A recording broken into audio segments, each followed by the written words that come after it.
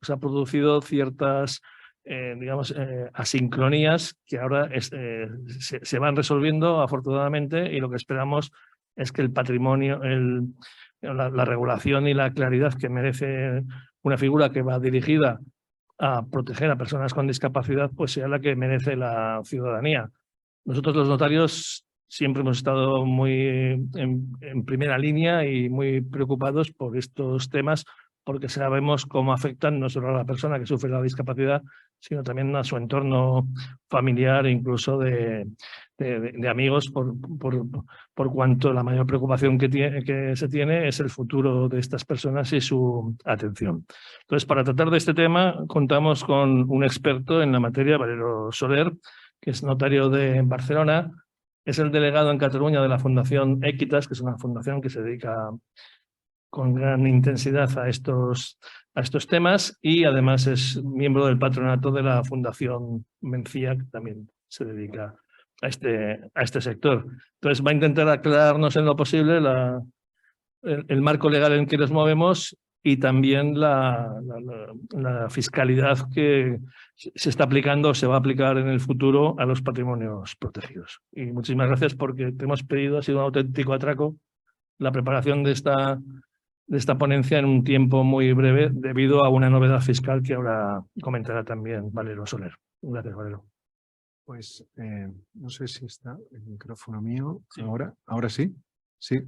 Vale.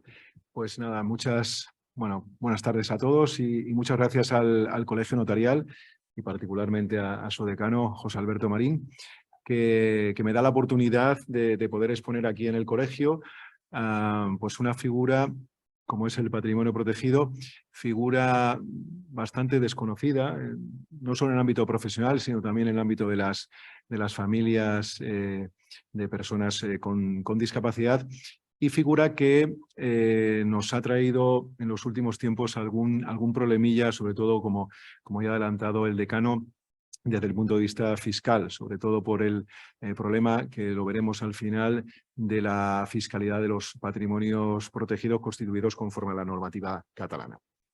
En cualquier caso, el patrimonio protegido para mí es el instrumento jurídico de protección patrimonial de las personas con discapacidad más importante que existe en nuestro derecho, y ya veremos por qué. Se trata de una figura relativamente nueva, creada en el año 2003 y que tiene un régimen civil y fiscal propio.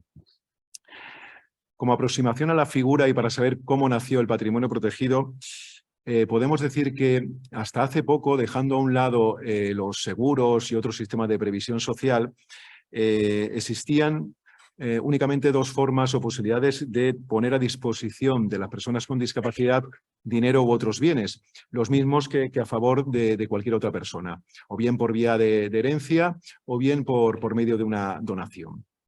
Cada uno de ellos, cada una de estas figuras, con sus ventajas y sus inconvenientes que sobradamente conocemos. Pues bien, desde el año 2003 existe una nueva posibilidad de transmitir bienes, esta solo aplicable a las personas con una determinada discapacidad, y que es la de constituir un patrimonio protegido, aportando dinero u otros bienes para satisfacer las necesidades de una persona con discapacidad, tanto presentes como futuras. Y esta nueva forma se puede hacer también o bien por vía de herencia o bien por vía de donación, y por tanto en principio debería tener las mismas ventajas e inconvenientes que las dos primeras. Ahora bien, si lo hacemos por vía de...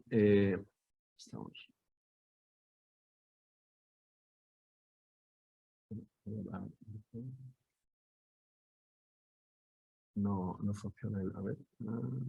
Okay. Así vamos siguiéndolo ahora. Como decías, en principio habría las mismas ventajas e inconvenientes, pero si lo hacemos en vida del constituyente del patrimonio protegido, es decir, por vía de donación, que es el supuesto más frecuente, el patrimonio protegido en general ofrece mayores ventajas que la donación clásica, aunque, como veremos, no está exenta de inconvenientes también y dificultades.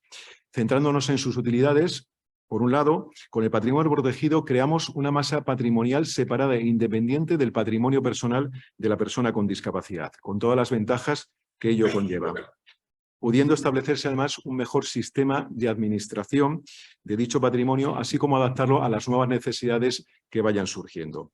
Incluso en algunas comunidades, como sucede en Cataluña, los bienes aportados al patrimonio protegido no se tienen en cuenta a la hora de calcular la capacidad económica para las prestaciones previstas en la ley de dependencia y en general para los servicios sociales, lo cual es muy importante porque si van al patrimonio personal de la persona con discapacidad sí que computan desde la orden del 2014. Por otro lado, el patrimonio protegido tiene en principio mayores ventajas fiscales que la donación y no solo para el que recibe los bienes, sino también, y aquí está la novedad del patrimonio protegido, también para el que los aporta. Además, el patrimonio protegido se ha configurado en nuestro derecho a modo de los trusts existentes en el derecho anglosajón. Y esta asimilación al trust en la regulación catalana es aún mayor, ya que estamos ante un auténtico patrimonio fiduciario, donde, como luego veremos, se ve claramente la nota fundamental de este tipo de patrimonios, que es la segregación patrimonial con afectación de los bienes a una finalidad sin recurrir al expediente de la personalidad jurídica. Ahora bien, la introducción de esta figura en nuestro derecho, este patrimonio fiduciario, es una novedad que a menudo choca con los principios de origen romano-germánico de nuestro derecho, lo que está provocando algunos problemas de aplicación en la práctica, entre ellos el de la fiscalidad de los patrimonios catalanes, que luego veremos. En cuanto a la regulación del patrimonio protegido, bueno, pues en lo que se refiere a la normativa civil tenemos una, digamos, doble regulación. Bueno, en realidad es única, que sería, por un lado, la estatal, que fue donde se creó el patrimonio protegido, la Ley 41/2003, que ha sido modificada posteriormente por diversas leyes que aparecen en la diapositiva. Luego tenemos la normativa aquí en Cataluña. Desde el año 2010 está contenida en los artículos 227.1 a 227.9. También hay regulación propia en Navarra. Desde el año 2019 está contenida en las leyes 44 y 45 de la compilación, con una regulación bastante semejante a la regulación catalana. Y en Aragón también la cita el artículo 40 del Código Civil de Aragón, pero el Código de Derecho Foral de Aragón, lo que ocurre es que aquí hay casi una remisión total a la ley estatal. Luego está la normativa fiscal que aparece ahí, normativa procesal. Pues bien, como iremos viendo a lo largo de la exposición, la regulación del patrimonio protegido, tanto civil como tributaria, dista bastante de ser suficientemente clara, a lo que se añaden los problemas derivados de del diferente régimen civil, de la diferente regulación civil, la estatal y la catalana, incluida también la navarra en este sentido. Esta falta de claridad del régimen jurídico, unido a su novedad y complejidad, es uno de los mayores inconvenientes que presenta esta figura, lo cual ha producido un cierto recelo hacia su utilización por las familias y por las personas con discapacidad. No obstante, yo entiendo que el especial régimen tributario que tiene, unido a la regulación catalana como patrimonio fiduciario, ofrece unas oportunidades de planificación, tanto civil como fiscal, presente y futura, de la persona con discapacidad, mucho mayor que otros instrumentos de una finalidad similar. Sobre todo si, como es deseable, se logra una reforma de su régimen tributario que lo aclare y lo simplifique. A continuación vamos a analizar el régimen civil del patrimonio protegido, haciendo referencia sobre todo a la normativa catalana, destacando las diferencias conforme a la legislación estatal y apuntando algunos de los problemas que nos están apareciendo en la práctica a la aplicación de esta figura. Y luego analizaremos el régimen fiscal. Bueno, en cuanto al concepto y caracteres, bueno, como concepto, el Código catalán y la ley estatal dan un concepto específico de patrimonio protegido. Doctrinalmente se suele definir como una masa de bienes y derechos aportados gratuitamente con la finalidad de satisfacer las necesidades vitales de la persona con discapacidad y que se sujeta a un especial régimen de administración y supervisión. Pues bien, este concepto se completa y se clarifica más con los tres caracteres clásicos del patrimonio protegido, que aparecen ya en la exposición de motivos de la ley estatal y que son los tres siguientes y que vienen a configurar muy bien la figura. En primer lugar, se habla de un patrimonio de destino. El patrimonio protegido es un patrimonio de destino, pues los bienes que lo integran tienen como finalidad fundamental el satisfacer una finalidad concreta, que es la de satisfacer las necesidades vitales de la persona con discapacidad. Aquí ya vemos una primera nota que la aproxima a los patrimonios de afectación, los fiduciarios de afectación. Ahora bien, ¿qué se entiende por necesidades vitales? Ni el Código catalán ni la ley estatal identifican cuáles son estas necesidades vitales, lo cual no deja de ser lógico porque, claro, esas necesidades dependen de cada persona y dentro de cada persona varían a lo largo de su vida. No obstante, esta indeterminación supone en ocasiones un verdadero obstáculo interpretativo, pues siendo precisamente la finalidad del patrimonio protegido satisfacer las necesidades vitales de la persona con discapacidad, pues sería conveniente saber cuáles son esas necesidades. Pues en la jurisprudencia no se ha pronunciado de momento. La Dirección General de Tributos, en diferentes consultas y en un informe que elaboró el 6 de abril de 2014, no nos da una solución clara, pues dice que se trata de un concepto jurídico indeterminado y que es una cuestión de hecho que podrá acreditarse por cualquier medio de prueba admitido en nuestro derecho, con lo cual no nos soluciona el problema. ¿Qué dice la doctrina? ¿Qué dicen los autores que han escrito sobre patrimonio protegido? Bueno, pues existen varias teorías. Resumiendo, hay gente que considera que necesidades vitales es solo las relativas a la obligación legal de alimentos, el sustento, habitación, vestido, asistencia médica y educación de la persona con discapacidad. Nosotros creemos que es más sostenible un criterio más amplio, porque para mí hay que incluir dentro de necesidades vitales no solo las que se refieren a cubrir las prestaciones de primera necesidad que tienen las personas con discapacidad, sino todas aquellas necesarias para la integración social de estas personas, incluidas pues, la rehabilitación, el tratamiento, etc. Como dice algún autor, quitando gastos inadecuados o estrafalarios, se deberían incluir todos los que, siendo proporcionados a la cuantía del patrimonio, sirvan para garantizar el desarrollo personal de la persona con discapacidad. Volveremos a hablar de las necesidades vitales en el ámbito fiscal, porque ya digo que es un tema muy importante. El administrador del patrimonio protegido tiene que saber a qué dedicar los fondos, el dinero que se ha aportado al patrimonio protegido y también tiene, como luego veremos, una vertiente fiscal. En segundo lugar, se suele decir que es un patrimonio separado. Pues bien, el patrimonio protegido no tiene personalidad jurídica, no es una sociedad, no es una fundación, no es un ente con personalidad propia. Pero sí que es un patrimonio separado e independiente del patrimonio personal de la persona con discapacidad, con un régimen además de administración específico y propio. Ahora bien, esta separación es diferente en la legislación estatal y en la normativa y en el Código catalán. En la legislación estatal podemos decir que es un patrimonio separado, pero siempre está bajo el control o propiedad del mismo titular. Es decir, el titular de los bienes aportados es el beneficiario, la persona con discapacidad. Separación además que no es total, porque no se le sustrae del principio de responsabilidad patrimonial universal. De modo que los bienes aportados al patrimonio protegido responderán de las deudas que pueda contraer su titular, la persona con discapacidad, aunque no tenga nada que ver con el patrimonio separado. Algún autor ha abogado por una responsabilidad subsidiaria, pero lo que está claro es que en la legislación estatal hay responsabilidad, no es inembargable. En cambio, en la regulación catalana esta separación sí que es total. Estamos, por un lado, ante un patrimonio autónomo, sin titular, gestionado por un administrador y que se identifica además mediante una denominación, patrimonio protegido a favor de fulanito de tal. Por otro lado, este patrimonio, y esto es importantísimo, no responde de las obligaciones, de las deudas del beneficiario, ni del constituyente, ni de los sucesivos aportantes. Solo queda vinculado por las obligaciones que pueda contraer el administrador del patrimonio protegido para el cumplimiento de la finalidad. Es decir, sí que hay un régimen de responsabilidad por deudas propias del patrimonio protegido. Pero fuera de ese supuesto, podemos decir que es un patrimonio inembargable, una de las pocas excepciones que hay al artículo 1911 del Código Civil. Eso sí, evidentemente, como norma de protección para evitar fraudes, se establece, el propio Código catalán dice que las aportaciones hechas después de haber surgido la deuda no perjudican a los acreedores y que en ningún caso perjudican a los legitimarios.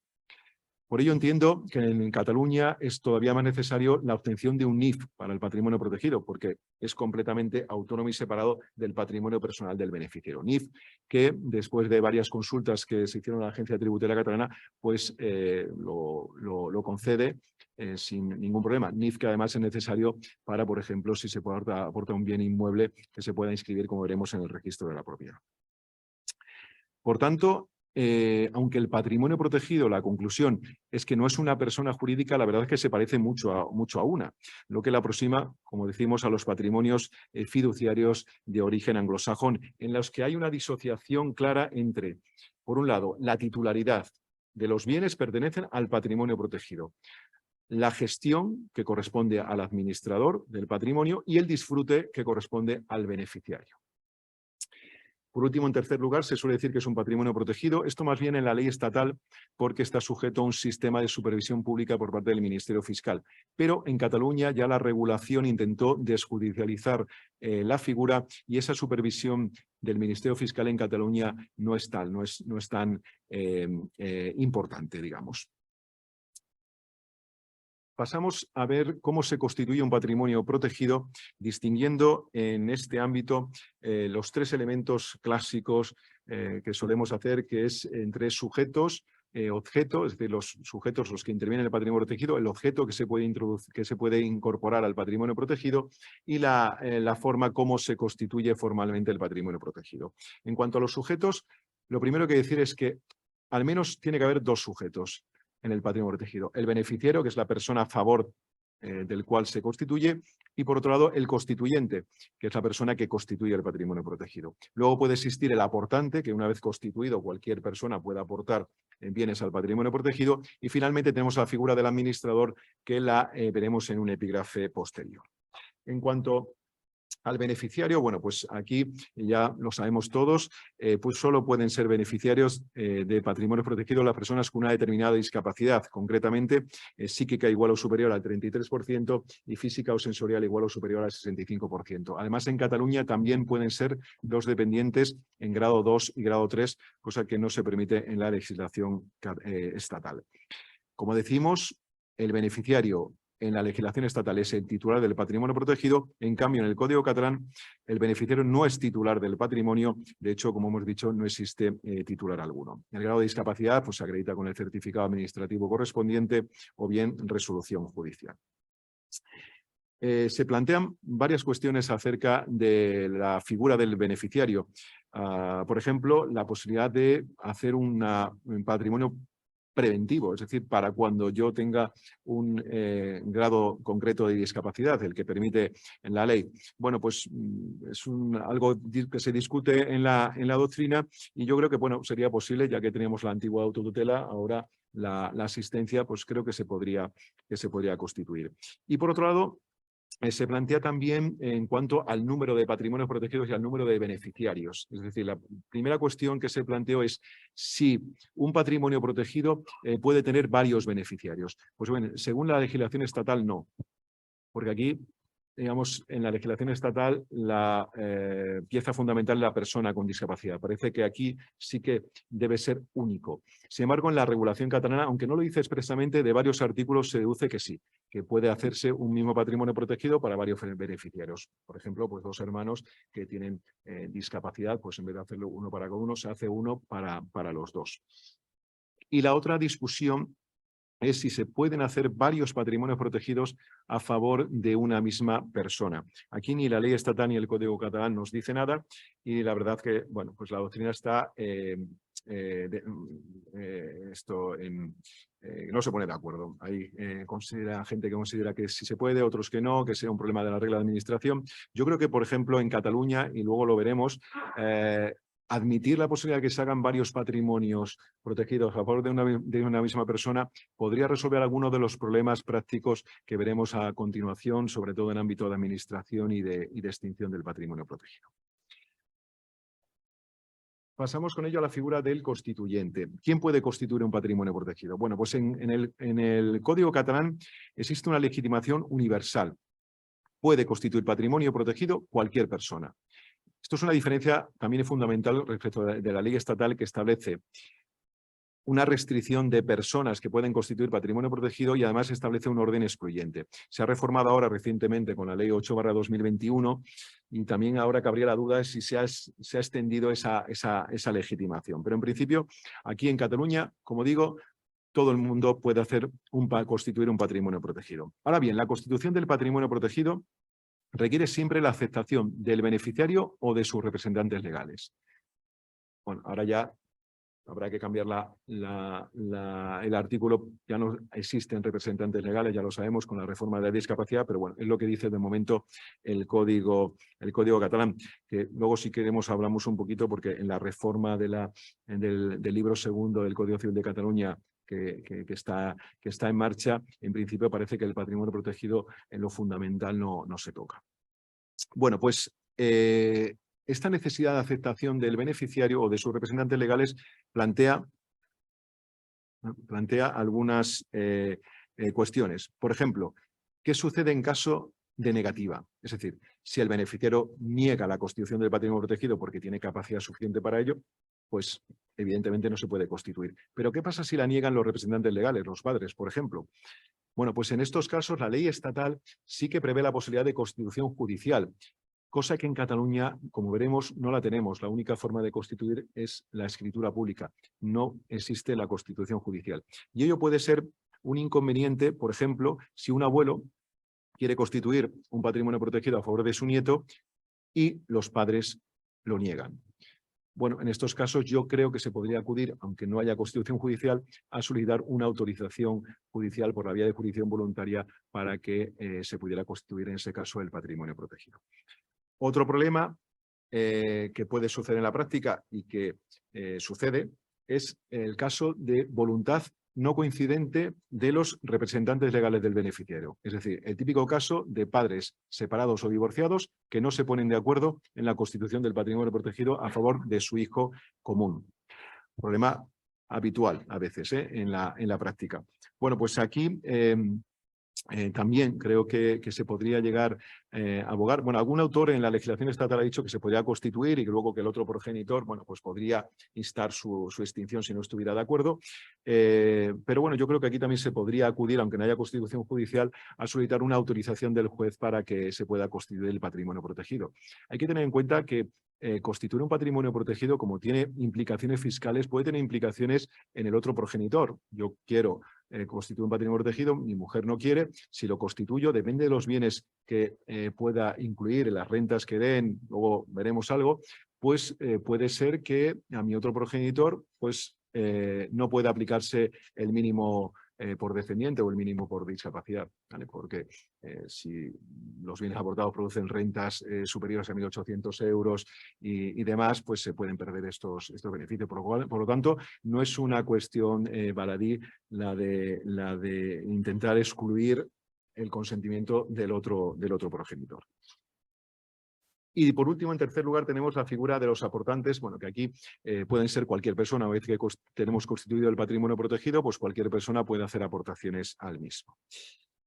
Pasamos al análisis del objeto del patrimonio protegido. No voy a entrar en el negocio jurídico, que esto es un poco técnico y además bueno, pues ya hemos avanzado que se puede constituir tanto por acto inter vivos como mortis causa. Acto inter vivos es el que solemos hacer, que es constituirlo en vida, en cuyo caso se aplican las normas de la donación, siempre que la especial naturaleza de la figura lo permita.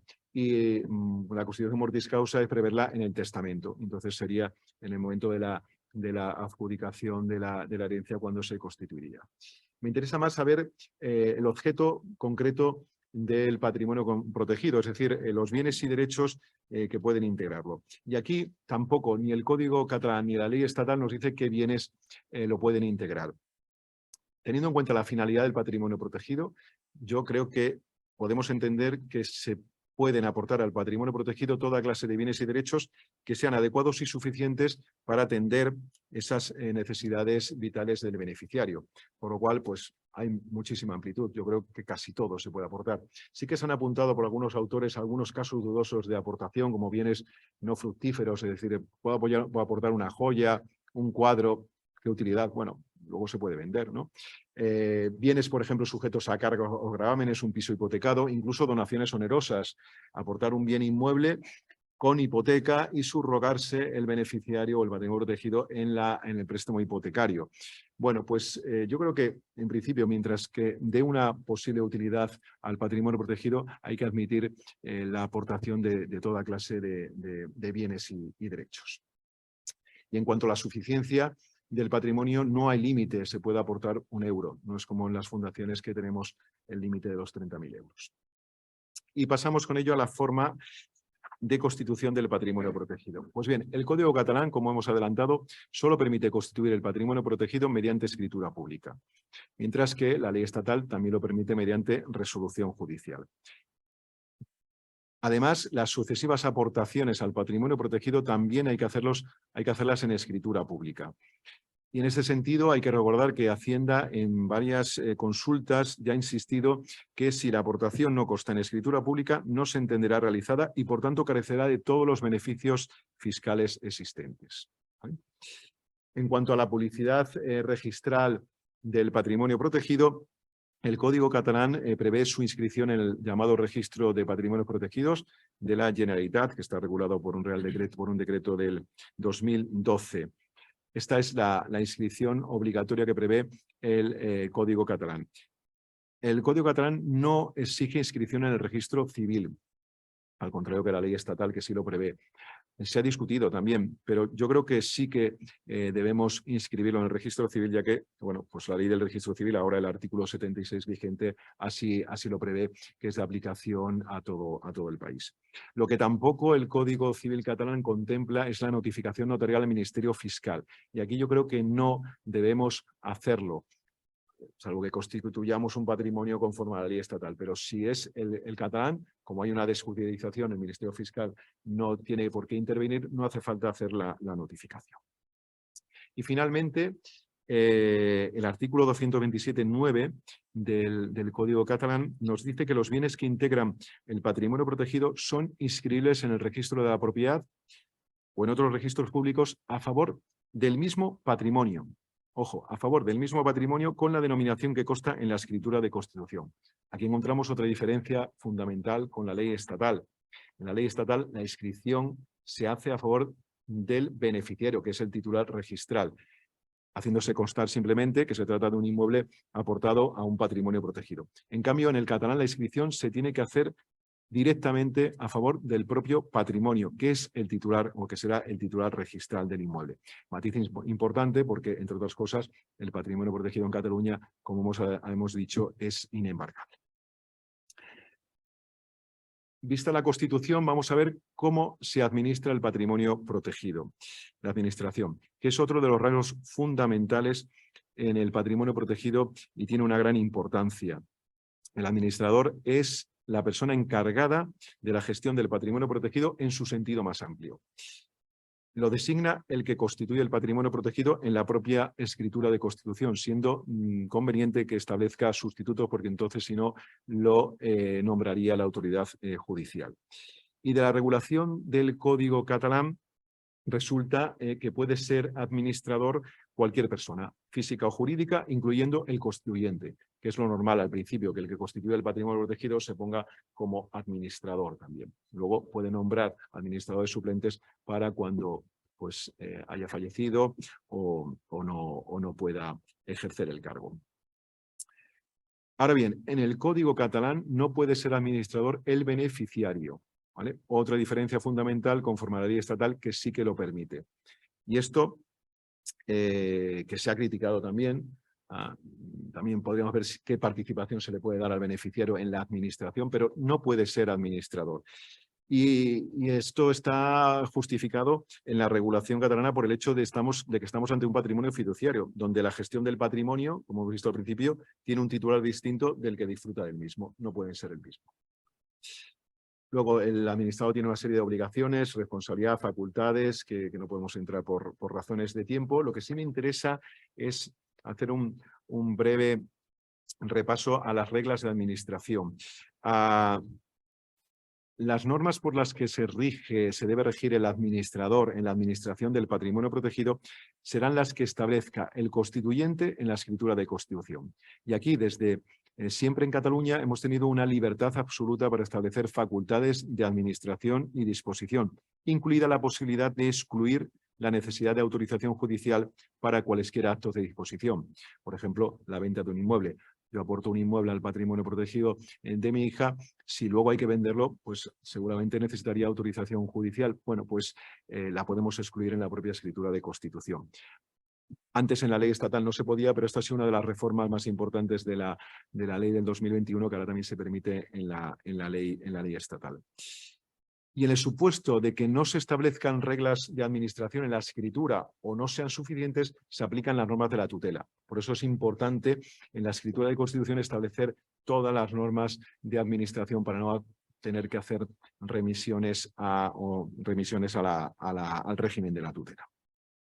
Por otro lado, y es muy importante lo que voy a decir a continuación, es que la administración de las sucesivas aportaciones al patrimonio protegido, es decir, ya está constituido, se van haciendo aportaciones por el propio constituyente o por otras personas, bueno, pues esas sucesivas aportaciones se tienen que sujetar a lo que haya establecido el constituyente en la escritura de constitución. Por tanto, parece que en la normativa catalana, en principio, los aportantes posteriores, que pueden ser otras personas, no podrán establecer reglas de administración específicas para la aportación que hayan realizado, lo cual puede ser un obstáculo para incentivar aportaciones de terceros a un patrimonio protegido. En la legislación estatal sí se permite, está permitido expresamente en el artículo 4 que los aportantes sucesivos pues, puedan establecer sus propias normas de administración. Aquí no, y no parece que creo que sea posible. Para evitar este inconveniente, podría resultar práctico en los casos en los que un tercero quiere establecer sus propias normas sobre sus aportaciones, admitir la posibilidad de constituir un nuevo patrimonio protegido, ¿vale?, a favor de la misma persona. La administración del patrimonio protegido está sujeto a un régimen de supervisión y rendición de cuentas. Me remito aquí a la regulación, tanto la estatal como la catalana, teniendo en cuenta, como decíamos al principio, que la supervisión del Ministerio Fiscal aquí es muchísimo menor en Cataluña. Y con ello pasamos al análisis de la extinción del patrimonio protegido. Pues bien, en relación a las causas, la ley estatal prevé dos causas fundamentales de extinción del patrimonio protegido, que son la muerte del beneficiario y la pérdida de discapacidad del mismo. Por su parte, el Código catalán recoge estas dos causas, pero añade dos más: la renuncia de todos los beneficiarios y la expiración del plazo o el cumplimiento de la condición resolutoria establecida en la escritura de constitución. Bueno, en cualquier caso, una vez extinguido el patrimonio protegido, se debe liquidar. Esa liquidación la deberá hacer la persona nombrada en la escritura o bien el administrador si no se ha nombrado a una persona concreta. Y el liquidador tiene que dar a lo que quede, si queda algo, pues el destino que ahora veremos, que es el destino del remanente.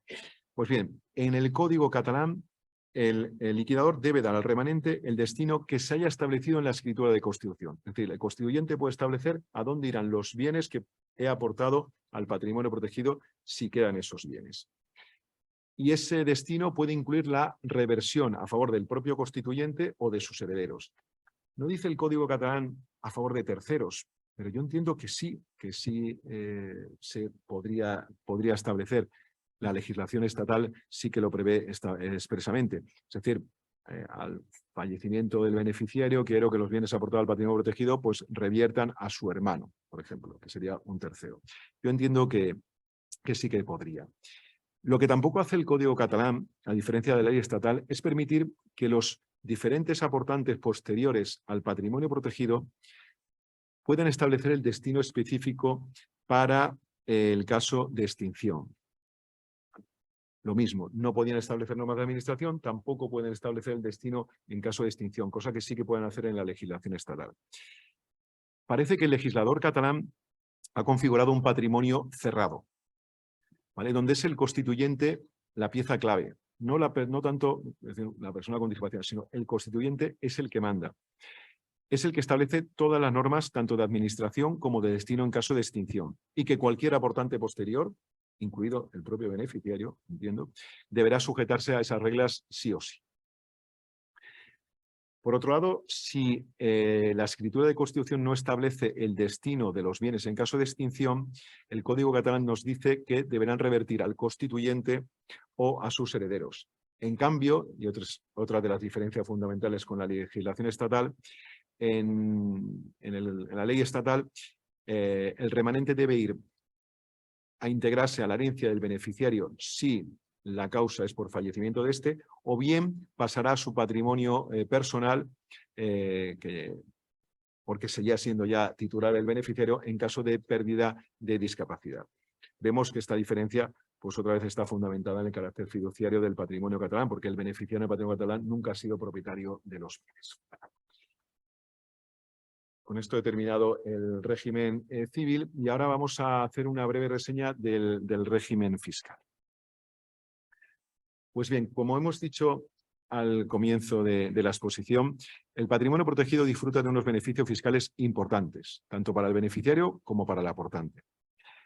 Ahora bien, el tratamiento fiscal de esta figura es muy complejo, siendo deseable, como he adelantado, una mayor simplificación y aclaración por parte del legislador, que ya ha sido solicitada por diversas asociaciones, fundaciones, que ya lo estaba previsto en la Ley 1/2009 de modificación. Se dijo que en un año tenía que haberse presentado un proyecto de mejora del tratamiento fiscal de los patrimonios protegidos.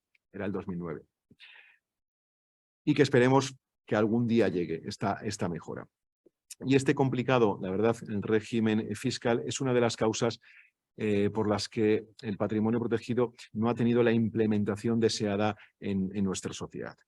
En cualquier caso, vamos a hacer un breve esquema del régimen tributario para terminar con las consecuencias de esa tributación específicamente en los patrimonios protegidos catalanes. En primer lugar, vamos a ver el régimen tributario del aportante, es decir, qué sucede con el que aporta bienes al patrimonio protegido. Aquí, aunque se haya distinguido entre persona física y persona jurídica, las personas jurídicas desde el año 2011 ya no tienen la deducción que se estableció en su día cuando se creó el patrimonio protegido, ya no la tienen, con lo cual me centraré en las personas físicas. Pues bien, las aportaciones hechas por un tercero, ¿vale?, no beneficiario, tienen dos beneficios fiscales fundamentales en el IRPF. En primer lugar, la reducción en la base imponible general. Reducción que tiene tres límites fundamentales que vamos a ver a continuación. En primer lugar, las personas que tienen derecho a deducción. No todas las personas tienen. Solo la tienen los parientes en línea recta o colateral hasta el tercer grado, el cónyuge y tutores o acogedores del beneficiario, dice el artículo 54 de la ley del IRPF. Cuestión que ha sido discutida, que no otras personas, terceros, otros parientes un poquito más lejanos no puedan tener derecho a deducción, habiendo además declarado la Dirección General de Tributos que no es aplicable parentesco por afinidad, con lo cual tampoco la disfrutarían yernos, cuñados, etc. En segundo lugar, el segundo límite es la cuantía máxima deducible, que es de 10.000 euros anuales por aportante, y en el caso de que sean varios aportantes serían 24.250 euros como máximo. Y lo que exceda de esas cuantías se puede deducir, eso sí, en los 4 ejercicios siguientes, pero siempre que no haya una base imponible negativa. Y en tercer lugar, el tercer límite es que no da derecho a deducción la aportación de elementos afectos a la actividad económica del aportante. Estos límites también se tendrían que conjugar con esos límites que he adelantado anteriormente en cuanto a la posible pérdida de otros beneficios fiscales, como los mínimos, etcétera, dependiendo de los bienes que aportamos al patrimonio protegido. Y en segundo lugar, el segundo beneficio fiscal que tiene el patrimonio protegido es que no existe ganancia ni pérdida patrimonial en las aportaciones no dinerarias para el aportante. Esto es muy importante. Si el aportante aporta un bien inmueble, no pagará la famosa plusvalía de la renta. Ahora bien, la tributación se defiere a un momento posterior si el bien inmueble sale del patrimonio protegido, como luego veremos. En cuanto a las aportaciones por el beneficiario, otra cuestión que también se ha criticado mucho es que el beneficiario, si la propia persona con discapacidad hace aportaciones a su propio patrimonio protegido, Son supuestos escasos, pero los hay y pueden tener diferentes finalidades, por ejemplo, evitar el copago y algunas otras. Bueno, pues en ese caso el beneficiario no tiene derecho a deducción. Lo que sí que no tendría es, bueno, tendría la exención en la ganancia patrimonial, eso sí. Pasamos al análisis del régimen tributario del propio beneficiario. Ya hemos visto del que aporta, que tiene un beneficio fiscal o beneficios fiscales, y ahora es qué pasa con esas aportaciones para el propio beneficiario, en cuanto sobre todo a las aportaciones recibidas. Aquí hay que distinguir la tributación en diferentes impuestos. En primer lugar, en el IRPF, porque las aportaciones a patrimonio protegido tienen la consideración de rendimientos de trabajo hasta el importe de 10.000 euros anuales por aportante o 24.250 euros en conjunto en el caso de varios aportantes, es decir, los mismos límites que tenía para el aportante para su deducción. Se trata de una ficción legal, porque es una donación. La verdad es que se ha criticado mucho que se ponga que es un rendimiento de trabajo. Pero, dicho esto, es decir, que parece que tributa en renta, luego, eso sí, establece la ley del IRPF, que las rentas estarán exentas hasta un importe máximo conjunto de 3 veces el IPREM. ¿Vale? IPREM, bueno, que ahí aparece el de 2017, no lo he actualizado, que era de 22.558 euros, pero que para el 2023 ya está ese triple en 25.200 euros.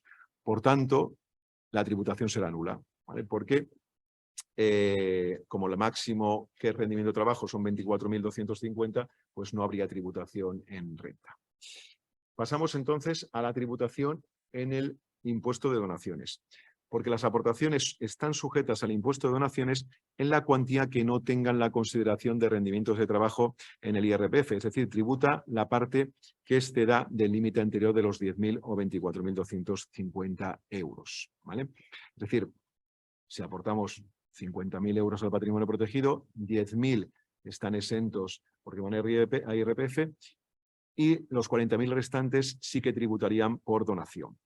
Entonces, aquí hay que acudir a la normativa autonómica del impuesto de donaciones. Y en este caso, en Cataluña, desde hace unos años, tenemos una reducción del 90%, con lo cual la tributación sería muy inferior a la que tendría una donación pura y simple a nuestra familiar o hijo con discapacidad.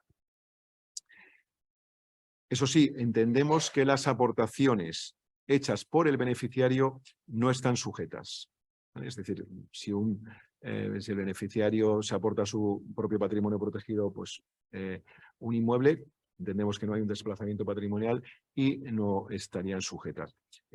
Una consulta que hice a la Agencia Tributaria Catalana en el año 2013, así me lo confirmó la Hacienda.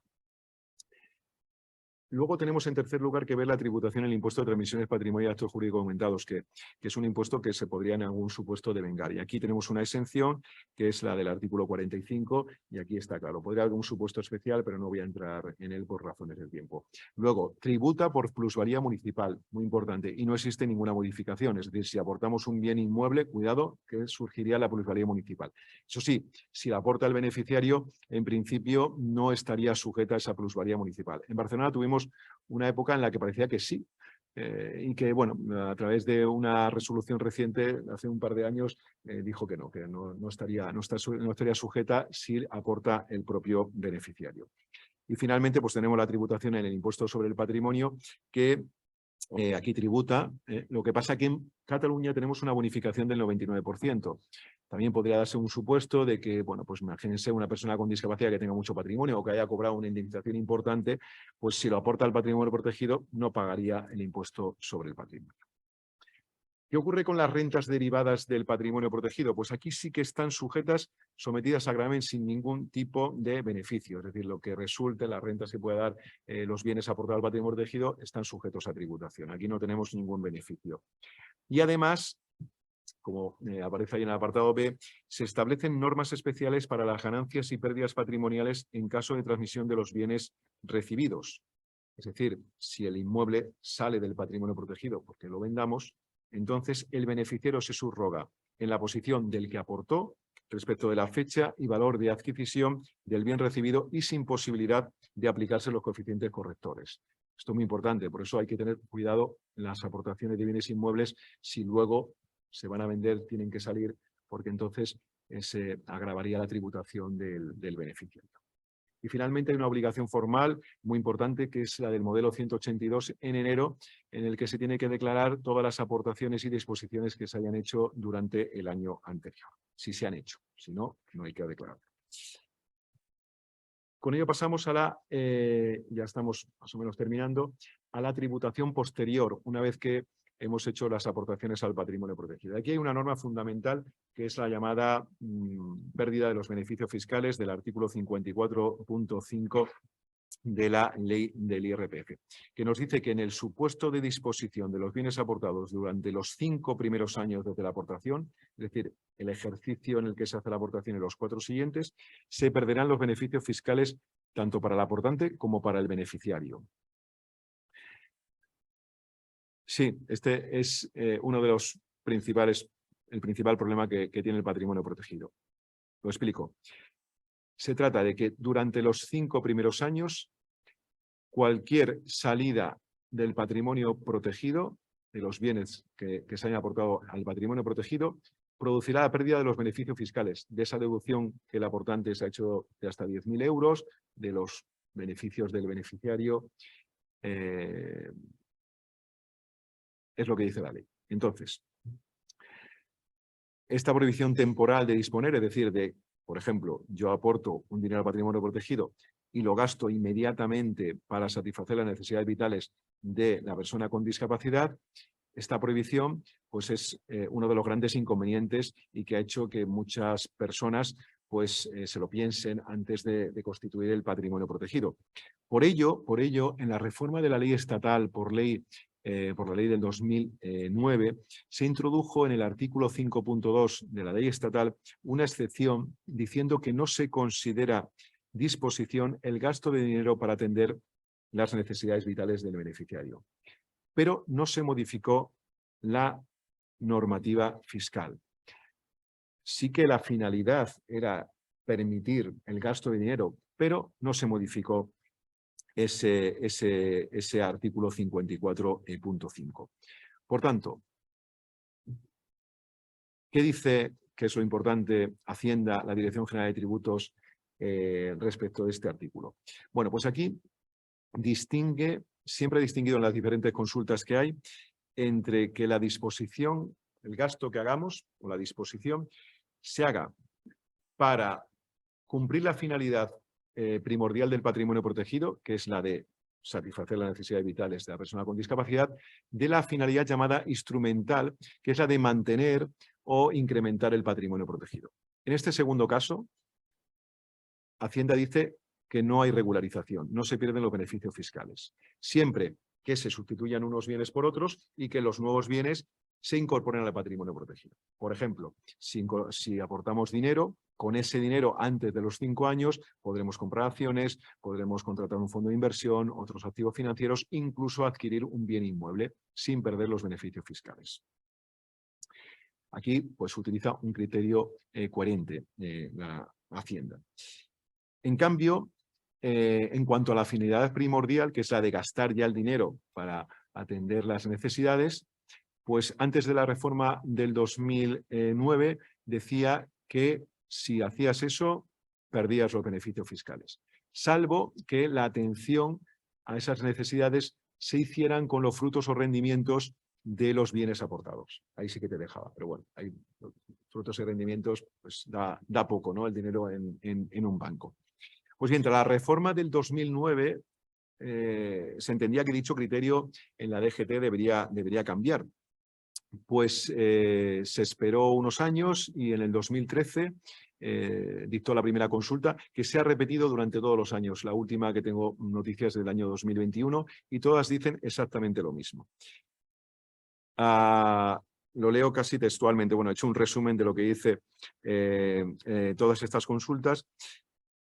Lo que viene a decir es que hay una aparente contradicción entre la normativa civil y la normativa fiscal y que para solucionarla, primero admite que el gasto de dinero para atender necesidades vitales no debe considerarse disposición, pero añade que para que ello sea posible, salvo en circunstancias excepcionales, ese gasto de dinero durante los 5 primeros años no debe impedir el mantenimiento del patrimonio protegido durante dicho tiempo.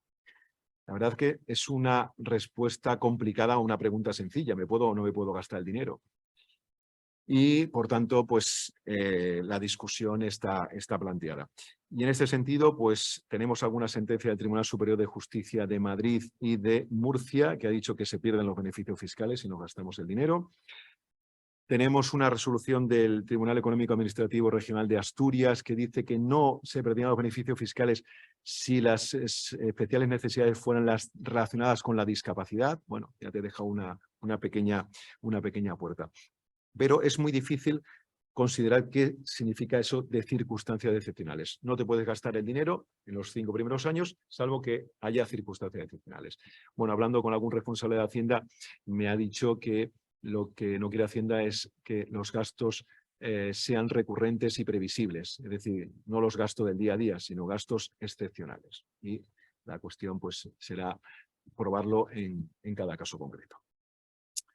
Si queréis luego pues podemos seguir hablando del tema, que es para mí uno de los principales escollos y que se ha pedido en las modificaciones que sean los proyectos que se han elaborado, que se modifique esta norma. Terminó la parte del régimen tributario con la tributación en caso de extinción. Muy complicada, no hay regulación, tampoco. Afortunadamente hemos tenido muchos casos, es una figura nueva y no ha habido muchos casos de extinción de patrimonio protegido, sobre todo porque la causa fundamental es el fallecimiento de la persona con discapacidad. Resumiendo, parece que el criterio de Hacienda es considerar que se tributa por el impuesto de sucesiones, es decir, pues el que reciba los bienes del patrimonio protegido tendría que tributar por ese impuesto. Lo cual puede ser lógico en la legislación estatal donde los bienes se integran en la herencia del beneficiario. Pero si revierten a otra persona, incluido el constituyente, como sucede en la normativa catalana, ya hay algún autor que ha señalado que entonces, por ejemplo, si revierten al mismo constituyente, estaríamos ante una donación con condición resolutoria y no habría tributación. Si revierten a un tercero, pues ahí sí que habría tributación del impuesto de sucesiones o donaciones, aplicándose a algún autor apuntado las reglas de las sustituciones fideicomisarias. Pero digo que es un tema que también debería aclararse. Y con ello termino bueno, la valoración de las aportaciones dinerarias no voy a entrar por razón de tiempo. Y finalmente, hacer un breve inciso pues, a la fiscalidad de los patrimonios protegidos en Cataluña. Bueno, recientemente, desde hace unos años, se ha planteado si los beneficios fiscales contenidos en la normativa estatal, sobre todo los referidos al IRPF, son aplicables a los patrimonios protegidos constituidos conforme al derecho catalán, dada la diferencia evidente que hay de régimen jurídico. Pues bien, la posición de la agencia tributaria, no en consulta, que no tenemos, por lo menos que yo sepa, no hay consulta vinculante, pero sí que hay un informe elaborado por la Abogacía del Estado, se basaba en ese planteamiento de que eran figuras completamente diferentes y que no se puede aplicar la analogía para extender la aplicación de los beneficios fiscales, nos dijo textualmente que el régimen especial sobre patrimonios protegidos recogido en la ley del IRPF se aplica a los patrimonios constituidos conforme a la ley estatal, sin que sean extensibles a otras figuras similares creadas bajo el derecho civil propio catalán. Y añado también, por ejemplo, el navarro, que le pasa lo mismo. Todo ello sin perjuicio de que dichos beneficios fiscales también puedan disfrutarse por quienes, ostentando la vecindad catalana, creen y realicen aportaciones a patrimonios protegidos que cumplan la normativa estatal. Bueno, este segundo inciso es muy discutible, porque en Cataluña tenemos nuestro derecho civil propio, el derecho civil común no es aplicable, el artículo 9.6 del Código Civil yo lo veo claro, con lo cual, bueno, pues en teoría no podemos constituir patrimonios aquí en Cataluña conforme a la ley estatal. Si bien es verdad que en los últimos años, y para evitar las liquidaciones complementarias que las ha habido en Cataluña, pues es el criterio que algunos hemos mantenido para, bueno, pues que las familias no tengan un problema añadido que es pelearse con Hacienda. Pero bueno, ese no es la solución. La solución era pues modificar la regulación para la equiparación. Bueno, y aquí sí que ya para terminar, damos la noticia de hace muy poco que gracias al Colegio Notarial y personalmente al decano aquí presente, pues se ha presentado a través del grupo parlamentario PDCAT una enmienda a la modificación de la Ley General Tributaria, enmienda que ya ha pasado de momento, creemos que el corte del Congreso, queda al Senado, se publicará y en esa enmienda pues se establece mediante una disposición adicional a la ley estatal que todos los beneficios fiscales que se citan en la normativa estatal serán aplicables a los patrimonios protegidos constituidos conforme a cualquier normativa autonómica, incluida la catalana y la navarra, que es la que tenemos hasta ahora. Y ello es importante porque el año pasado tuvimos una sentencia del Tribunal Superior de Justicia de 14 de marzo de 2022 que dijo que no se aplicaban los beneficios fiscales en Cataluña, los del IRPF, y más recientemente una consulta de la Agencia Tributaria Catalana, la 62/2022, que dijo que no se aplicaba la exención del artículo 45 en un supuesto de autoaportación de patrimonio protegido de un bien inmueble. Bueno, pues desde aquí, sobre todo, agradecer al decano pues, todos los esfuerzos que se han hecho para que esta equiparación pues, haya podido ver la luz. Así que nada. Y antes de terminar, como están presentes muchas personas, familiares de personas con discapacidad, y después de la exposición y de ver todos los problemas que genera el patrimonio protegido, les quiero transmitir que sí, que es una figura muy complicada desde el punto de vista civil, también fiscal, pero que no se lleven una impresión de que no se pueden constituir patrimonios protegidos. Y por eso siempre acabo las charlas, que ya me conocen, asociaciones y fundaciones, pues recomendando un supuesto de aportación que es el más típico que solemos hacer, y es el de matrimonio que constituye un patrimonio protegido a favor de su hijo, aportando cada uno de ellos 10.000 euros anuales. Cada año va aportando 10.000 euros.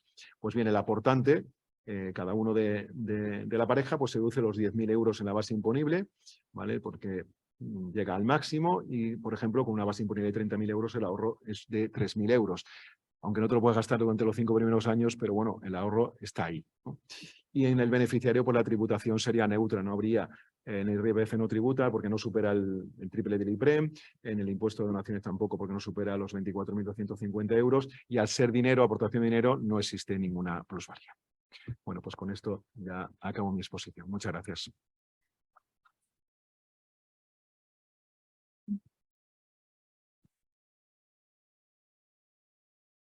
Muchas gracias, Valero. La verdad es que ha sido clarísimo, sistemático y muy ilustrativo de cuál es la situación actual. Yo simplemente, antes de empezar el turno de preguntas, quería hacer justicia. Te agradezco mucho los elogios que me has dedicado por la enmienda, que ahora explicaré mínimamente, pero lo cierto es que es un trabajo de equipo. Yo tomé la iniciativa porque ya esta última consulta que has citado de transmisiones patrimoniales, antes teníamos una espina clavada en el corazón y esto ya suponía un puñal.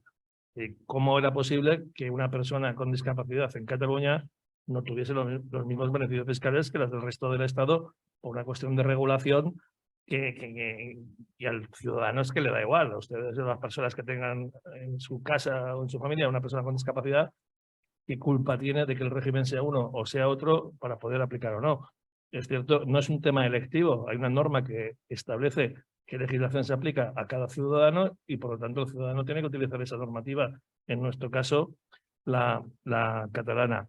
Entonces, tomé la iniciativa y hay que agradecer también la participación de Valero. Valero Soler es el representante, como he dicho, el delegado en Cataluña de la Fundación Equitas, que es una fundación que se deja la piel por las personas con discapacidad y que habían trabajado este tema y preparamos juntos la enmienda. Fue mi asesor de cabecera junto con la asesora fiscal del colegio, Concha Carballo, y también quería destacar, ya lo ha hecho Valero, la sensibilidad de este partido político. No es hacer propaganda política, es simplemente ser justo cuando hay un partido que hace política de verdad y que está defendiendo y preocupándose por los intereses de los ciudadanos. En una reunión que tuvimos en este colegio con representantes y diputados de este partido, entre los temas que les planteamos, o sea, que pusimos esto encima de la mesa, porque siempre nos ha preocupado muchísimo esta situación. Y en el momento determinado en que vieron la oportunidad de introducir esta enmienda, nos llamaron y nos dijeron, oye, ¿tenéis la enmienda? Y digo, sí, te lo mandamos. Y ellos mantienen la negociación con Hacienda, con otros grupos políticos, y la situación efectivamente es que se ha aprobado en el Congreso de los Diputados, pero una aprobación prácticamente unánime de la enmienda, con lo cual es muy difícil, prácticamente imposible, que decaigan en el Senado. No se van a contradecir los partidos políticos en algo que ya han votado. Y se ha conseguido algo pues que era de absoluta justicia. Todavía no está en vigor, ¿eh? O sea, lo verán en los medios de comunicación. Cuando entre en vigor, se ha conseguido algo pues que nunca hemos entendido cómo no podía ser así, y es que se aplique a los ciudadanos de Cataluña que tienen en su entorno una persona con discapacidad, pues la misma normativa fiscal que en el resto de España. Y lo quería aclarar y dejar clara la participación y el agradecimiento también a Valero por el trabajo que ha hecho en la consecución de esta enmienda. Bueno, entonces abrimos turno de preguntas. Tenemos preguntas en el chat, pero damos preferencia a las personas que asisten. ¿Alguien quiere plantear alguna pregunta? Sí, perdón un segundo que le den el micrófono porque tenemos más de 220 personas conectadas online. Entonces, para que me escuchen, diga por favor. Hola, buenas tardes. Bueno, primero de todo, muchas gracias por la explicación. Yo más que una pregunta en concreto era por saber si el dossier que han expuesto aquí en diapositivas, si nos lo podrán hacer llegar a los asistentes. Sí, sí, por supuesto. Sí, se lo mandamos, pero además estas conferencias que hacemos en el colegio quedan en un repositorio. Si tienen la convocatoria, la invitación, aparece culturanotarial.eu y ahí quedan depositadas. A partir de pasado mañana, con toda seguridad, tendrán la conferencia, por si quieren consultar algún apartado, el PowerPoint, pero independientemente de ello, las personas que están aquí, si se han inscrito previamente, tenemos sus correos electrónicos, se lo hacemos llegar con el consentimiento del autor, y si alguien no se ha preinscrito, pues nos mandan el correo electrónico y también se lo hacemos llegar.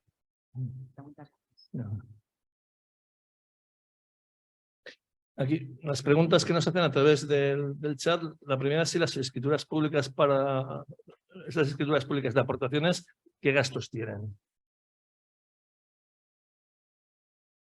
Bueno, pues la escritura de constitución suele ser una escritura con mayor contenido y suele ser un poco más cara, suele estar alrededor de los 200 euros, por ahí.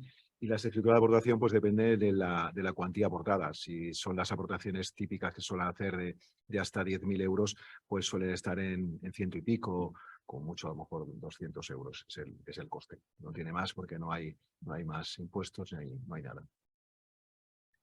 Sí, la siguiente pregunta nos dicen que si por una herencia, en el supuesto en que el beneficiario se ha quedado huérfano de padre, fallece el padre, y hay una vivienda y un coche, si se pone como patrimonio protegido, queda exento de declaración de renta, debe pagar los impuestos para heredarlo.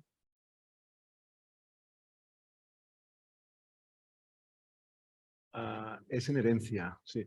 Es el supuesto que menos se da en la práctica. La verdad es que yo, de todos los patrimonios protegidos que he hecho, pues todavía no he constituido ninguno por vía, digamos, de herencia, ¿no? Pero bueno, en principio sí, se aplicarían las normas del derecho de sucesiones y se aplicaría, por tanto, el impuesto de sucesiones.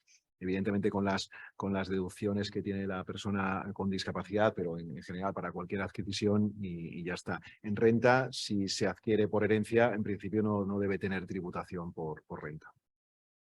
Sí, también nos preguntan si es posible realizar modificaciones no sustanciales de la escritura de constitución del patrimonio protegido. Bueno, en general, modificaciones de la escritura. Se pueden, sustanciales o no sustanciales, se puede modificar en cualquier momento. Por eso es un instrumento muy útil porque lo puedes ir adaptando a las necesidades que vayan surgiendo. Evidentemente, la modificación de las normas del patrimonio protegido lo hace el constituyente.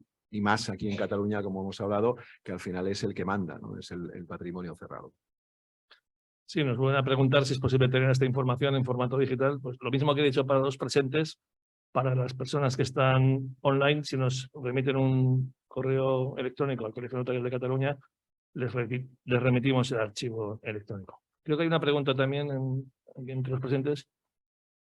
Hola, buenas, gracias por la información. Mire, yo tengo una pregunta concreta. Yo soy tutora y administrativa de en herencia no quedó nada, pero ella está haciendo un patrimonio sobre un usufructo de y de la mitad de su trabajo, y le estoy haciendo un patrimonio. Eso, ¿qué beneficios tengo? Sería mejor hacer esto de protección de patrimonio.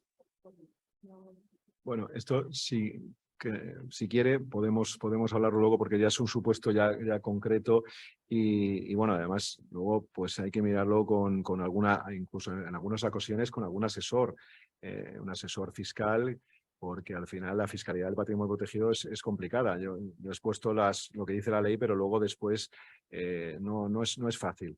Entonces, si quiere, luego lo podemos hablar. Gracias. Sí, pues seguimos con las preguntas online.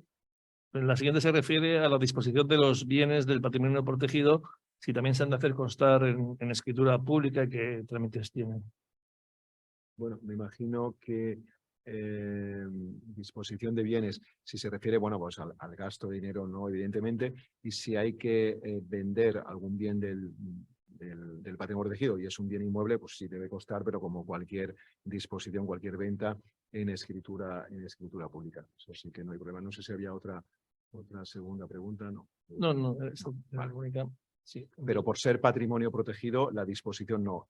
A lo mejor va referida un poco, pues eso, que como la Constitución y las aportaciones sí que hay que hacerlo en escritura pública, las disposiciones no. Por ser patrimonio protegido no. Depende de los bienes que se dispongan, eso sí. Y si es dinero, basta el gasto. El gasto, correcto.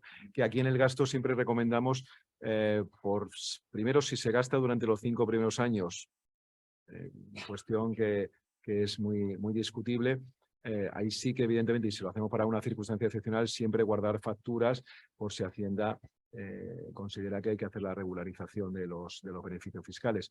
Luego hay gente que me pregunta que después de los 5 años, cuando yo como administrador estoy ya gastando el dinero para las necesidades, si hay que guardar las facturas, si no. Bueno, aquí ya desde el punto de vista de Hacienda no puede entrar porque ya han pasado los 5 años. Ya sería un tema de responsabilidad civil del propio administrador, del que administra, que, bueno, pues que está administrando con la diligencia debida ese patrimonio protegido y que los gastos son correctos. Por sí, primero, en Cataluña hay que rendir cuentas al beneficiario, además, de esa administración. Y luego, por un futuro, por si dicen que ha habido pues, una negligencia en la administración. Bueno, pues ahí sí que se podría guardar un poco pues, los justificantes de esos gastos.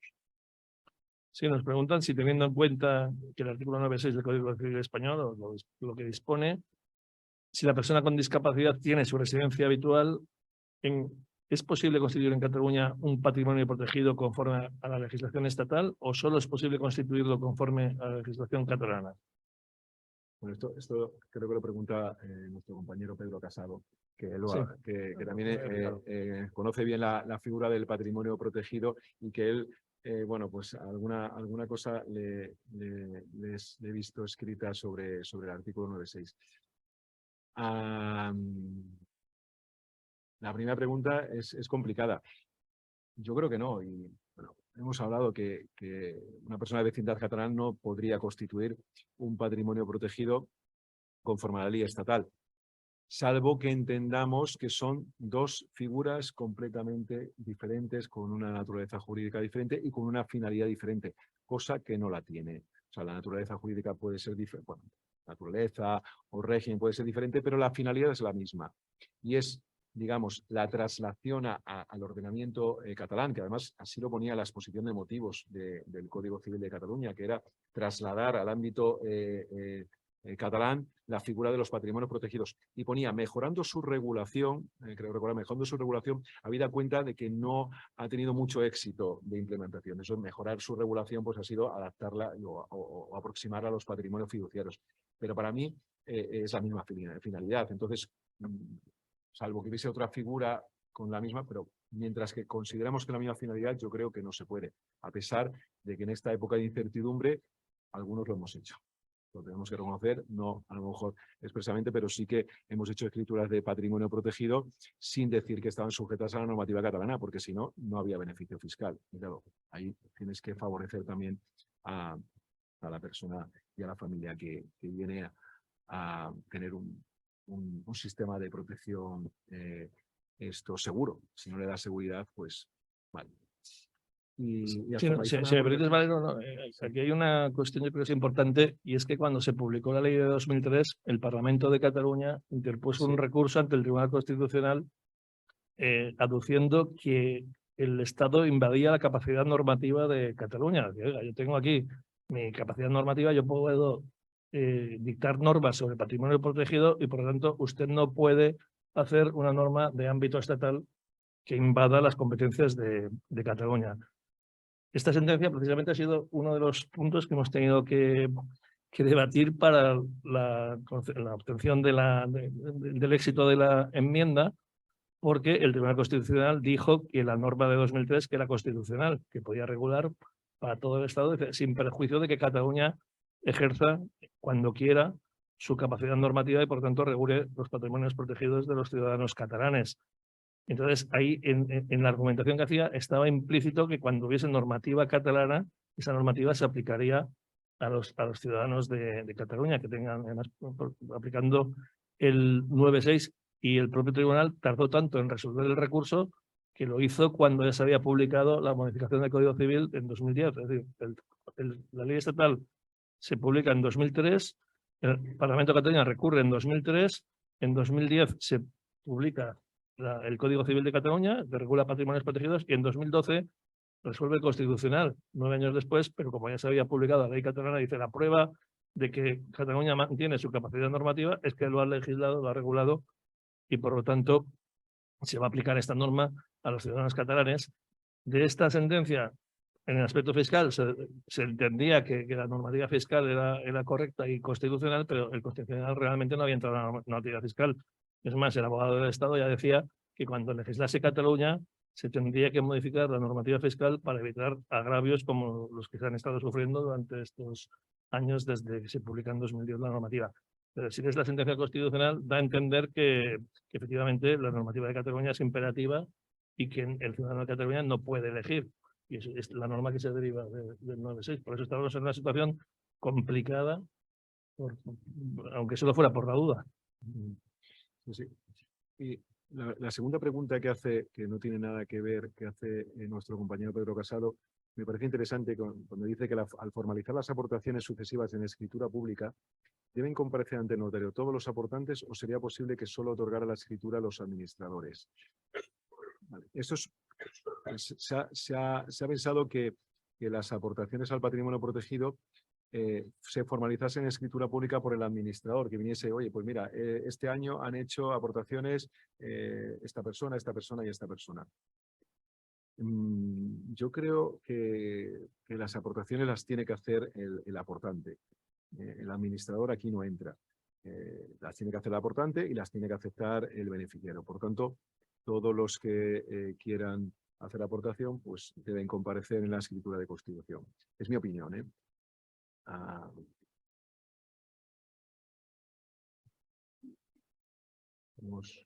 Sí. Un patrimonio protegido. Al hacer las aportaciones, ¿cómo se articula en el caso de una cuenta corriente en un banco?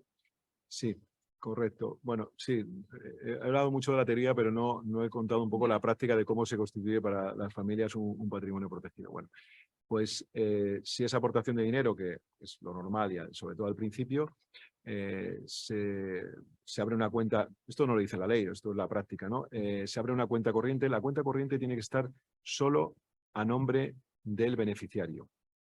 En Cataluña tenía que ser incluso a nombre del patrimonio protegido, pero eso el banco no lo suele admitir.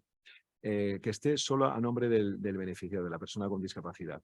Y que donde ponen pues, los disponentes autorizados para esa cuenta son los administradores del patrimonio protegido. Y esto es muy importante. Cuando hacemos patrimonios protegidos a favor de personas con discapacidad ya mayores de edad, hay que tener cuidado porque si no tenemos las cautelas pues podría llegar y esa persona sacar el dinero de esa cuenta, que casos de estos ha habido. Entonces sí que es muy importante que al banco se le diga que es para el patrimonio protegido y que de esa cuenta solo puede disponer el administrador. Cuando son menores de edad no hay problema porque al final ponen a los representantes legales que son los padres, pero cuando son mayores de edad hay que decirlo claramente, que se ponga, que se abra la cuenta y que solo puede disponer de esa cuenta los administradores del patrimonio protegido, que pueden ser los padres o cualquier otra persona. Puede ser la misma persona. De hecho, al principio, pues muchas veces lo constituyen los padres a favor del hijo y los padres son los administradores.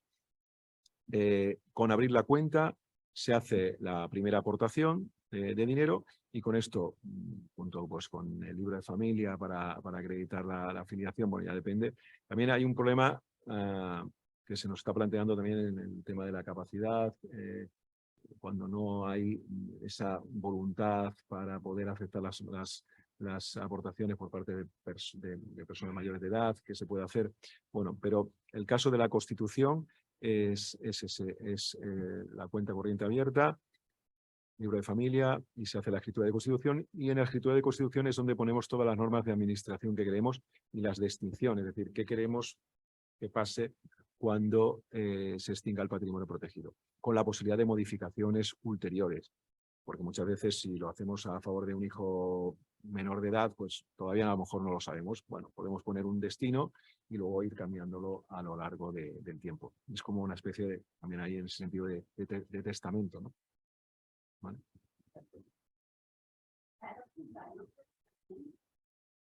No, no, va al margen de la herencia. Por cierto, me parece ahora que diciendo, no, va totalmente al margen de la herencia. Margen de la herencia. Lo que se puede hacer en el testamento, es decir, que los bienes que le dejo a mi persona con a mi hijo o a mi familiar con discapacidad se puedan aportar obligatoriamente o no se puedan aportar a un patrimonio protegido. Y en ese momento de la herencia, cuando se haga la adjudicación de la herencia, pues ahí sí conviene fiscalmente o por otro motivo que los bienes en lugar del patrimonio personal vayan al patrimonio protegido, pues ahí se puede hacer. ¿Vale? Pero no es necesario. En el tema de testamento, bueno, a lo mejor ya se cede pero bueno, ahora que estamos con la tramitación del Código Civil, del Código Civil catalán en la reforma de la discapacidad, también el patrimonio protegido es muy útil para muchos padres que quieren proteger económicamente en todo sentido al hijo con discapacidad, porque ahora ya pues ha cambiado todo el paradigma de la discapacidad, entonces ya no podemos nombrar tutores, obligatoriamente seguramente que no. Dependemos de las medidas de apoyo que se puedan establecer. Sabemos que ahora la persona con discapacidad puede venir, por ejemplo, al notario a hacer la escritura de asistencia. Bueno, con el patrimonio protegido podemos estar, digamos, a veces tranquilos en el sentido de que hemos aportado una serie de bienes, sabemos que esos bienes se van a administrar por el constituyente o en un futuro otras personas y cuál va a ser el destino de esos bienes. Me parece una figura muy interesante, sobre todo si, por ejemplo, no se regula en el Código catalán el administrador especial de los bienes heredados o dejados por vía de donación, que en el anteproyecto que hay no están regulados. Yo lo apunto ahí para ver si se puede modificar eso. Si yo tengo, por ejemplo, una finca que pertenece a 3 hermanos y uno de ellos es una persona con discapacidad que tiene un porcentaje de un 60%, por ejemplo, ¿yo puedo aportar ese porcentaje de esa finca al patrimonio protegido? Sí, la persona Sí, es tuya. o sea, por ejemplo, el que es designado, bueno, tutor, que luego tendrá que pasar a ser asistente. La parte de la persona con discapacidad. La parte de la persona con discapacidad. Lo puede hacer la propia persona con discapacidad. Vale. Y si esa persona no tiene como la capacidad suficiente, lo puede hacer el asistente. Ahora, lo puede hacer el asistente, lo que pasa que aquí, como al ser un inmueble, pues se plantea también, y en este caso yo creo que sí que es necesaria la autorización judicial para la aportación del inmueble, porque sale sobre todo en Cataluña, sale de del patrimonio personal de la persona con O discapacidad. sea que antes de constituir, antes de, ¿no?, de derivarlo al patrimonio protegido, necesitaría hacer Bueno, un procedimiento de jurisdicción voluntaria. Posiblemente, habría que estudiar el caso, autorización. pero yo entiendo que una aportación de un inmueble hecha por el antiguo, digamos, tutor de un bien de la persona con discapacidad, como además se cambia completamente el régimen de administración de ese bien, porque podemos excluir la autorización judicial para futuras ventas y podemos establecer el destino final, es decir, podemos hacer testamento. Yo creo que eso lo tiene que autorizar un juez. Si la propia persona con discapacidad no puede, por sus discapacidad, hacerlo. Gracias. Pregunta que es complicada, porque esto ya nos ha planteado en la práctica. Sí. Bueno, primero agradecer al colegio por la organización del actual ponente, por la exposición. Y mi pregunta es la siguiente. En el caso de que el constituyente señale un administrador, en el caso de extinción del patrimonio protegido, el remanente queda designado, porque así lo ha marcado el constituyente, para el administrador. Es decir, coinciden en la misma figura quien recibirá el excedente y el administrador. ¿Hay algún tipo de incompatibilidad? Si lo queremos hacer voluntariamente, entiendo. Sí, es recogido. decir, que yo digo que el administrador será el destinatario final.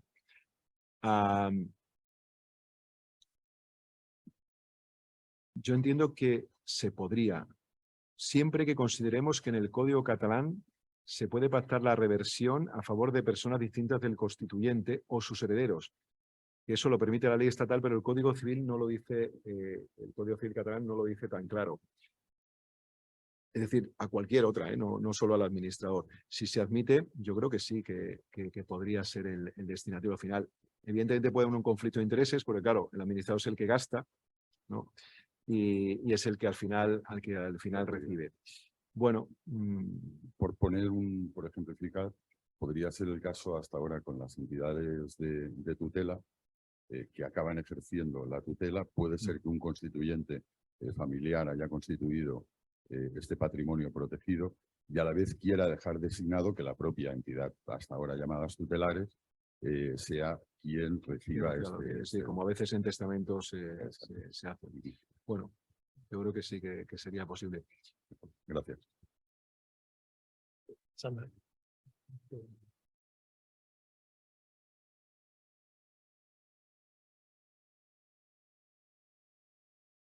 Hola, buenas tardes. Una pregunta. En el caso de que el constituyente sea el mismo que el administrador y fallezca, ¿deja previsto quién se encarga de gestionar el patrimonio protegido? Sí. El constituyente del patrimonio protegido nombra al administrador y puede nombrar administradores suplentes para el caso de que el administrador primero pues haya fallecido o renuncie al cargo. Lo puede hacer. De hecho, es conveniente hacerlo, porque si no hay administrador designado porque ha fallecido el que está, entonces es el juez el que lo tiene que nombrar. Entonces es más conveniente que vayamos, incluso podemos ir actualizando ese nombramiento, como hacemos a veces en los testamentos, el nombramiento de tutor, el antiguo tutor y demás, pues también se puede ir actualizando dependiendo de las personas. A lo mejor pues al cabo de 10 años han nombrado a una persona que ha fallecido, lo puedes actualizar. Y es conveniente que se haga, que se establezca siempre algún administrador suplente, sustituto, para el caso de fallo del primero. Sí. Buenas tardes. Si tienes un patrimonio protegido de un discapacitado y a la vez el testamento de este discapacitado, ¿qué prevalece? El patrimonio protegido. Sí, por Hay eso. que intentar es que coinciden. Bueno, depende. Es lo que hablábamos antes. Es decir, una persona con discapacidad puede hacer testamento. De hecho, además, ahora con la reforma de la discapacidad, pues se ha propiciado que todas las personas, siempre que puedan expresar su voluntad, puedan hacer testamento. Testará de lo suyo propio, de su patrimonio personal. Pero el patrimonio protegido está separado y más en Cataluña todavía más, pero bueno, incluso en el estatal, está separado completamente del patrimonio personal. Entonces, en el patrimonio protegido, el que lo haya hecho puede establecer un destino diferente al que establezca la persona con discapacidad en el testamento. Cosa que puede ser útil a veces pues, para los padres que tienen hijos con discapacidad, con una discapacidad límite, que dicen, oye, yo no sé, mi hijo luego, pues sí, podrá hacer testamento, que encantado que lo haga a favor de quien quiera, pero hombre, los bienes que yo he aportado a él a través del patrimonio protegido, quiero que tengan el destino que yo marque, que a lo mejor pues sean, ya que no se los he dado a su hermano, pues que luego vayan a su hermano. Bueno, pues ahí para esa finalidad el patrimonio protegido es muy útil. Es decir, no hace falta que sean coincidentes, pueden ser disposiciones diferentes. Si se va aportando 2013, 2014 las cantidades, en teoría, a los 5 años se puede disponer de las cantidades. Hemos hablado de que si se dispone, habrá que declararlo en el 182 de este año que se haga la disposición. Las declaraciones, por ejemplo, de 2022. Pienso que al declarar esto, los documentos de esta declaración deberían guardar 5 años, porque la declaración es de ahora. Yo sé cómo trabaja. Sí, por eso, que puede ser... No se guardará porque es una aportación de hace 8 años. Bueno, lo que pasa es que, claro, también el dinero es fungible. Entonces, si tú coges el dinero a los 5 años de la primera aportación, tampoco es muy difícil demostrar que fueron los de la primera aportación. Me refiero a eso. Este año hay que guardar su teléfono. Correcto, pero si se ha dispuesto, sí, correcto, pero si en el 2000, por ejemplo, 2023, dispongo, en 2022 he dispuesto de bienes que podía disponer porque vienen de dinero de más de 5 años, yo creo que en el modelo 182 lo que hay que poner es que la disposición es del dinero de hace 5 años, no del dinero que hemos aportado en el último año. Ya, por eso, que es fungible, pero... Y la declaración impone guardar. Sí, al final, yo creo que en las liquidaciones que ha hecho Hacienda en este sentido, pues es demostrar que al final en el patrimonio protegido, de una manera o de otra, porque se puede invertir, está el dinero de los 5 últimos años. Esa es la mejor demostración. Y para aclarar una última cosa, los rendimientos del patrimonio protegido, sea en alquileres, sea en acciones, ¿esto se puede gastar en gastos diarios? ¿Sus propios gastos? Sí. O sea, los rendimientos de los bienes aportados se pueden gastar sin esperar los 5 años. Es el único de los gastos corrientes, correcto. Eso sí que se puede hacer. Lo que pasa es que al final... La verdad que... Y también hay otros gastos que ha permitido Hacienda inmediatos, que es, por ejemplo, pagar el impuesto. Si hay que pagar un impuesto de donaciones porque se ha aportado una cantidad superior a los 10.000 euros, el impuesto se puede pagar con el dinero recién aportado. Y también los gastos de notaría. Son 2 casos que ha permitido el gasto inmediato. Quisiera hacer una aclaración al compañero, ¿vale? Que en el 182 no se tienen que declarar no se considera disposición el dinero que se ha gastado de aportaciones de hace más de 5 años. Por tanto, en este modelo no se tiene que informar. ¿Me he explicado?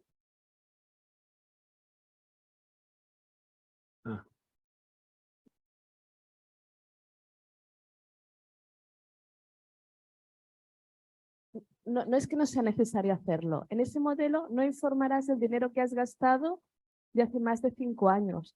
Si has hecho una nueva aportación, claro que lo tienes que hacer. Pero si el gasto es de hace más de 5 años, no lo tienes que incorporar en el modelo 182.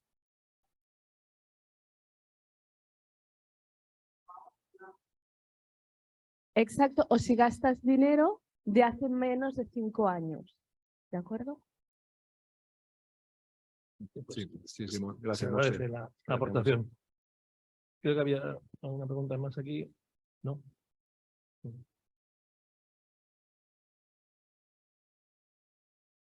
como administradora de una persona incapacitada, si quiero traspasar la administración a una fundación, es mejor que haga que constituya el patrimonio protegido antes de traspasar la administración. No sé, porque a veces pueden pasar cosas, ¿no? A una fundación que se haga cargo de un capital. Bueno, No sé, es una ya sé por dónde va la pregunta. Hombre, solo sería útil a lo mejor el patrimonio protegido si queremos salvaguardar los bienes y que los siga administrando otra persona que no sea la fundación tutelar o la institución. Ahí sí que tendría sentido desde el punto de vista civil. Entiendo que son los bienes de la persona incapacitada judicialmente, ¿no? Bueno, es un caso particular también como el anterior, que lo podemos hablar luego, pero yo le vería la utilidad en ese sentido. Si al final el administrador del patrimonio protegido va a ser la misma, digamos, entidad, pues a lo mejor tampoco tendría tanto sentido, salvo que busquemos otras ventajas como la inembargabilidad que tiene en Cataluña de los bienes aportados al patrimonio protegido, el copago, que esto es una de las cuestiones importantes que hemos avanzado y que los bienes aportados al patrimonio protegido no se tienen en cuenta para el cálculo de capacidad económica.